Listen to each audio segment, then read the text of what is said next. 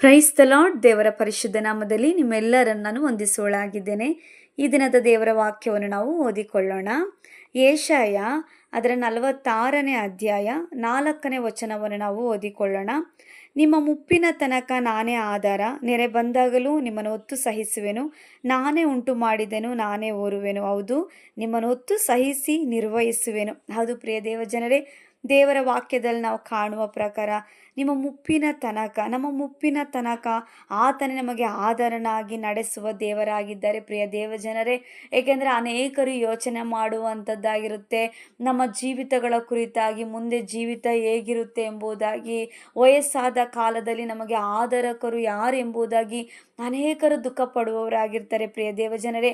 ಆದರೆ ದೇವರ ವಾಕ್ಯದಲ್ಲಿ ಹೇಳುವಂಥದ್ದಾಗಿದೆ, ನಾನು ನಿನ್ನನ್ನು ಉಂಟು ಮಾಡಿದೆನು, ನಾನು ನಿನ್ನನ್ನು ನಡೆಸುವೆನು, ನಾನು ಒತ್ತುಕೊಂಡು ಸಹಿಸುವೆನು ಎಂಬುದಾಗಿ. ಹೌದು ಪ್ರಿಯ ದೇವಜನರೇ, ಯಾವ ವಿಷಯಗಳ ಕುರಿತಾಗಿ ದುಃಖ ಪಡದೆ, ಬೇಸರಗೊಳ್ಳದೆ ನಮ್ಮನ್ನು ನಡೆಸುವವರು ಯಾರು ಎಂಬುದಾಗಿ, ನಮ್ಮನ್ನು ಪೋಷಿಸುವವರು ಯಾರು ಎಂಬುದಾಗಿ, ನಮ್ಮ ಸಂಗಡ ಯಾರಿದ್ದಾರೆ ಎಂಬುದಾಗಿ ಯಾರು ನೀವು ದುಃಖ ಪಡಬೇಡಿರಿ. ಏಕೆಂದರೆ ಆತ ನಿಮ್ಮನ್ನು ಉಂಟು ಮಾಡಿದ ದೇವನು, ಆತ ನಿಮ್ಮನ್ನು ಹೆಸರಿಡಿದು ಕರೆದ ದೇವನಾಗಿದ್ದಾನೆ.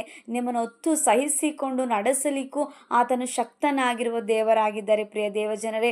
ಹಾಗಾಗಿ ಯಾವ ವಿಷಯಗಳ ಕುರಿತಾಗಿ ಭಯಪಡದೆ ಧೈರ್ಯವಾಗಿರಿ. ದೇವರು ನಿಮ್ಮ ಸಂಗಡ ಇದ್ದು ಆತನು ನಡೆಸಲಿಕ್ಕೆ ಶಕ್ತನಾಗಿದ್ದಾನೆ. ವಾಕ್ಯಗಳಿಂದ ದೇವರು ನಿಮ್ಮನ್ನು ಆಶೀರ್ವಾದಿಸಲಿ. Amen. God bless you all.